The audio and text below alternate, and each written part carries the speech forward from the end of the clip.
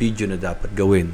But going back, order block, Order block is an area sa chart kung saan pinaniniwala ang naglalagay ng malaking buy or sell orders ang institusyon bago magkaroon ng mga lakas na galaw ang presyo. So, bullish order block is the huling bearish candle bago ang malakas na pagtaas. So, malakas na pagtaas, ito yon.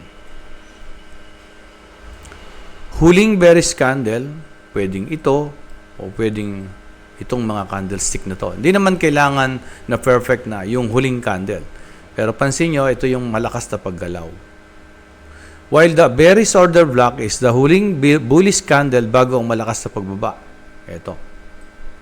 Ito yung malakas na pagbaba, ayun yung huling bearish candle. Bullish candle. So, sabi dito, valid order block. Dapat meron daw strong displacement. Ayun yung displacement. Strong displacement refers to yung mga candlestick na malalaki. Ito kung bullish, ito naman yung bearish. Ayan, malalaking candlestick. Break of structure or choke. Dapat meron daw choke o break of structure. Ito yung choke. Nagkaroon ng choke. Yung pag-angat na ngayon ng malaking candlestick na yun, nagkaroon ng choke. O kaya naman, break of structure. At fair value gap. So, ito yung fair value gap, yung mga gap sa mga candlestick. Ang tawag dyan, imbalances. Ito, ganun din. Ayun. Kaya lang ito, nawala na yung kulay green kasi bullish. Red kasi bearish. So, nawala na kasi na binalikan na. Ayan, binalikan na nung market. Kaya ito, mitigated na itong order block na to. Kaya nawala na siya. Dapat ito, meron ditong blue, green, green. Pero dahil binalikan na, ayun sabi niya, madalas bumabalik ang price dito. Ayun, binalikan nga. Okay? Why? We need to understand order block. Order block is the footprint, bakas yan. At yan daw ay madalas balikan.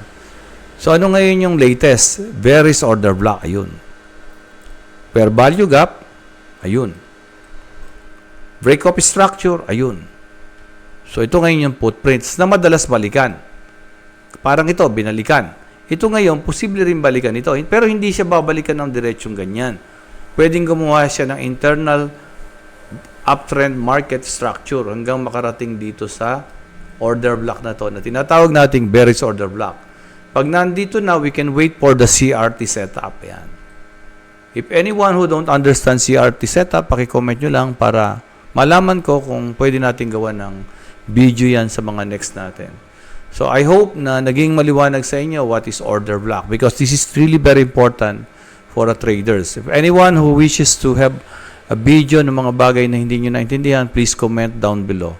And please share and like yung ating video para mas maraming makakita o makapanood ng mga video natin na to na educational. Thank you, Traders Eye Community.